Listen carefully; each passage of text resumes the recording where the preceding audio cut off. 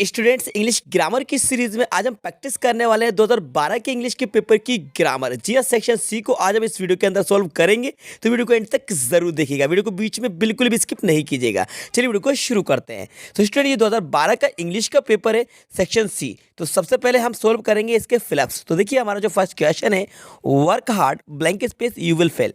Option आपके सामने, if, so that या अदरवाइज। अब आपको जल्दी से राइट आंसर गेस कर लेना है और कमेंट्स बॉक्स में जाकर कमेंट्स करके मुझे आपको करेक्ट आंसर बता देना है, जिससे कि आपकी भी अच्छी खासी प्रैक्टिस हो जाएगी। तो फिलहाल मैं आपको इसका राइट आंसर बता देता हूँ, वर्क हार्ड। तो देखिए वर्क हार्ड और इसके बाद जो ब्लैंक स्पेस है यू विल फेल, तो इसका जो राइट आंसर होगा वो होगा अदरवाइज। जी हाँ स्टूडेंट्स, अदरवाइज।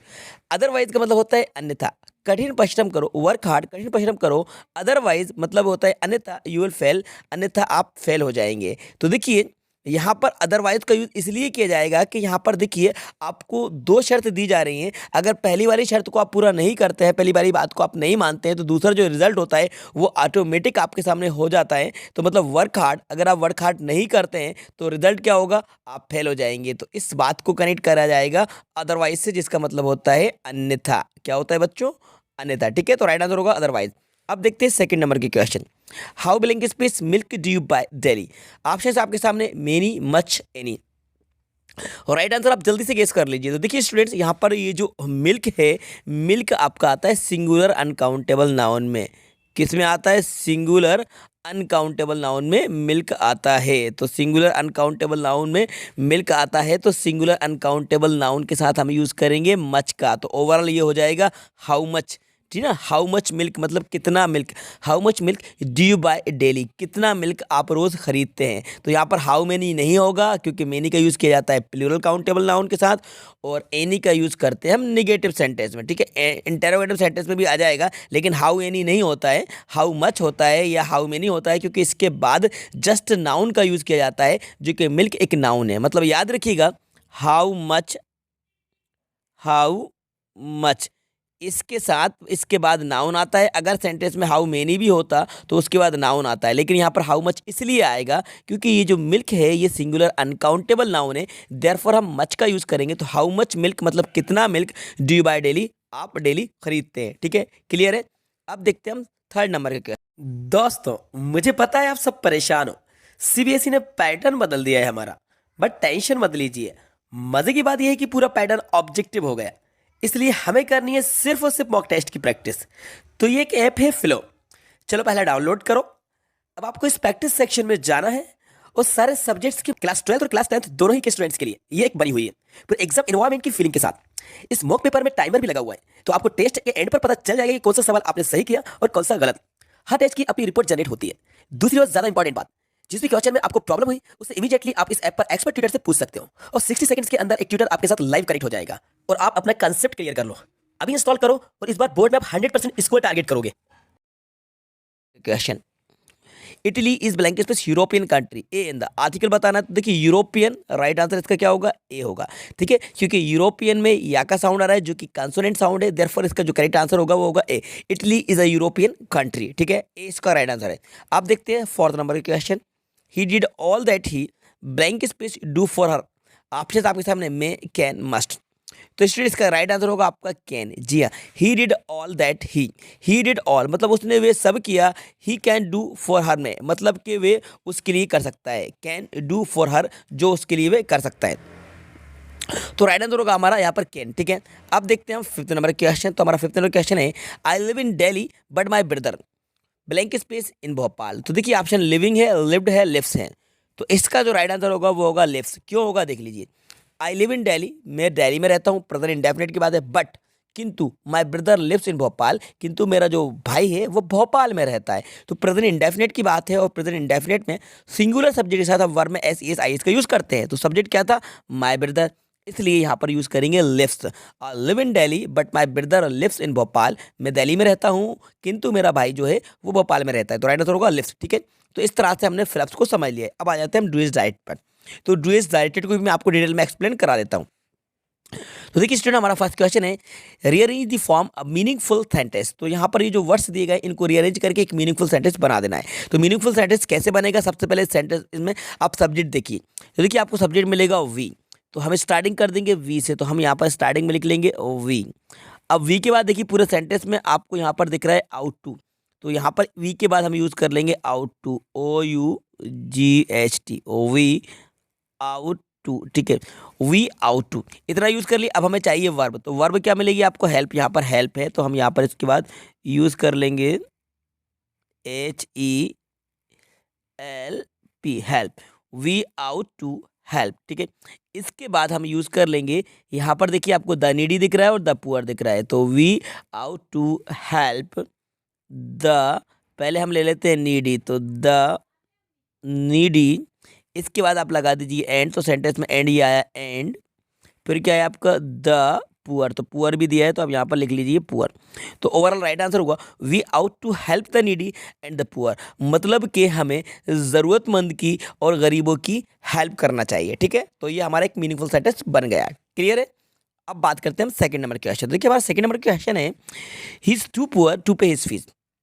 करना क्या है, rewrite the sentence using so that, हमें सो दैट का यूज करके इस सेंटेंस को रीराइट करना है। तो देखिए सो दैट का यूज करने के लिए एक रूल मैंने आपको बताया था कि ये जो टू है इसको हटाकर इसके प्लेस पर हम सो का यूज करते हैं, और ये जो TO2 है इसके प्लेस पर हम दैट का यूज करते हैं, और इसके बाद सब्जेक्ट वही यूज करते हैं जो सेंटेंस के स्टार्टिंग में यूज होता है। और अगर सेंटेंस प्रेजेंट में होता है मतलब इज आता है तो हम कैन नॉट लगाते हैं, अगर पास्ट में होता है वाज आता है तो हम कुड नॉट लगाते हैं, ठीक है। तो राइट आंसर कैसे बनेगा मैं आपको लिख कर बता देता हूँ। स्टार्टिंग में आप लिख लीजिए ही, तो हम यहाँ पर यूज करेंगे ही इज, टू को हटाकर आप लिख दीजिए सो, ही सो, इसके बाद पुअर को जैसा का तैसा लिख दीजिए ही इज सो पुअर। अब इस सेंटेंस में ये जो टू है इस टू को हटाकर आप लिख दीजिए दैट, अब रुक जाइए, he is so poor that. अब यहाँ पर देखिए सब्जेक्ट ही था तो यहाँ पर भी हम यूज करेंगे ही, प्रेजेंट की बात है इज आया था तो हम यहाँ पर यूज कर लेंगे कैन नॉट, कैन नॉट, ठीक है। अब क्या बचा, पे हिज फीस, जिसको सेम लिख दीजिए एज इट, पे हिज फीस, ठीक है। तो क्या हुआ हमारा correct answer, he is so poor that he can not पे हिज फीस, मतलब वह इतना गरीब है कि वह अपनी फीस पे नहीं कर सकता है, ठीक है। अब इसको नोट करना चाहें तो नोट कर सकते हैं, ठीक है, क्लियर है ना, वेरी गुड। अब आ जाते हैं हम question number third. Question number third है Abhishek shut the door, change into negative, हमें सेंटेंस को नेगेटिव करना है। अभिषेक शट द डोर, अब सबसे पहले आप इस सेंटेंस को पहचानिए कि ये कौन सा टेंस का है। तो स्टूडेंट देखिए आप यहाँ पर देखेंगे अभिषेक जो कि सब्जेक्ट है, इसके बाद जो शट है ये V2 है, तो सेंटेंस हमारा पास्ट इंडेफिनेट का है। किसका है स्टूडेंट, पास्ट इंडेफिनेट का है। कैसे पता चला, हमें ऐसे पता चला कि ये जो शट है इसमें एस नहीं लगा। अगर ये प्रेजेंट इंडेफिनेट में होता तो यहाँ पर शट में एस का यूज़ किया जाता, क्योंकि सब्जेक्ट अभिषेक है जो कि सिंगुलर सब्जेक्ट है, इसलिए यहाँ पर हम शट में एस का यूज़ करते हैं। तो यहाँ पर शट में एस का यूज़ नहीं है, इसलिए जो सेंटेंस है ये पास्ट इंडेफिनेट का है। तो अभिषेक शट द डोर। अब आपको इसको निगेटिव में चेंज करना है, तो निगेटिव में चेंज करने के लिए आपको करना क्या होगा, देखिए सो स्टूडेंट इसको नेगेटिव में चेंज करने के लिए हमें स्टार्टिंग में यूज करना होगा सब्जेक्ट जो कि है अभिषेक, तो हम यहाँ पर लिख देंगे अभिषेक, ठीक है। इसके बाद हम लिखेंगे हेल्पिंग वर्ब डिड, देन लगाएंगे हम not, Abhishek did not, then हम यूज करेंगे शट द डोर, ठीक है। Abhishek did not shut the door, मतलब कि अभिषेक ने दरवाजा बंद किया और अभिषेक ने दरवाजा बंद नहीं किया, ठीक है। ये हमारा नेगेटिव बन गया सेंटेंस पास्ट इंडेफिनेट का, ठीक है। अब देखते हैं हम फोर्थ नंबर का question, the boy is my friend he is sitting in the last row, ठीक है। अब करना क्या है हमें, देखिए combine the sentences using relative clause. So student देखिए इसको हम किस तरीके से कंबाइन करेंगे, रिलेटिव क्लॉज का यूज करते हुए हमें स्टार्टिंग में यूज करना होगा सब्जेक्ट। देखिए ऊपर वाला सेंटेंस में द बॉय आया है जो कि हमारा नाउन है, और सेकंड वाला जो सेंटेंस है इसमें प्रोनाउन यूज हुआ ही जो कि द बॉय के प्लेस पर यूज हुआ है, ठीक है। तो हमें करना क्या होगा, हमें स्टार्टिंग में यूज करना होगा द बॉय, तो हम यहाँ पर सबसे पहले हम लिख लेंगे द बॉय, ठीक है। द बॉय आपने लिख लिया। इसके बाद जो सेकंड वाला सेंटेंस है इसमें से ही हट जाएगा, क्योंकि याद रखिएगा सब्जेक्ट के प्लेस वाली नाउन या प्रोनाउन को हटाते हैं तो हम हु से कनेक्ट करते हैं, तो यहाँ पर हम यूज कर लेंगे हु, ठीक है। हम लगा लेंगे हु, द बॉय हु, और नीचे वाला जो सेंटेंस है इसको सेम लिख दीजिए, the boy who is sitting in the last row, तो क्या बनेगा, द बॉय हु इज, यहाँ पर आप लिख दीजिए सिटिंग, तो द बॉय हु इज, ये आप sitting, the boy who is sitting in the last row, तो यहाँ पर हो जाएगा in the last row, the boy who is sitting in the last row. अब क्या बचा, इज माई फ्रेंड, तो यहाँ पर इसके बाद लिख दीजिए इज माई फ्रेंड, ठीक है। अब इसका मतलब समझ लीजिए, लड़का जो लास्ट रो में बैठा हुआ है मेरा दोस्त है, तो यहाँ पर हमने इसको हु से कंबाइन कर दिया। और रेटिव क्लॉज में हु, हुम, विच इस तरह से कंबाइन होता है, लेकिन यहाँ पर पर्सन वाली बात चल रही है और पर्सन में सब्जेक्ट जो कॉमन है, तो सब्जेक्ट वाली नाउन को हटाकर हम यूज करेंगे हु का। तो राइट आंसर हमारा होगा the boy who is sitting in the last row is my friend. ठीक है, अब देखते हैं हम लास्ट वाला क्वेश्चन है 5th नंबर का। They have postpone the concert. ठीक है, change into passive, passive voice में हमें चेंज करना है, तो ये किस टेंस में? प्रेजेंट परफेक्ट में। तो प्रेजेंट परफेक्ट में सबसे पहले ऑब्जेक्ट देखिए द कंसर्ट। कंसर्ट मतलब होता है प्रोग्राम, कार्यक्रम। तो आप स्टार्टिंग में यूज कर लीजिए द कंसर्ट, तो हम यहाँ पर लिखेंगे द कंसर्ट। सिंगुलर है इसलिए हेल्पिंग वर्ब लग जाएगी हैज, और इसके बाद आप लगा लीजिए been, the concert has been. और यहाँ पर पोस्टपोन, तो पोस्टपोन बाय देम, देखा क्या हो जाएगा?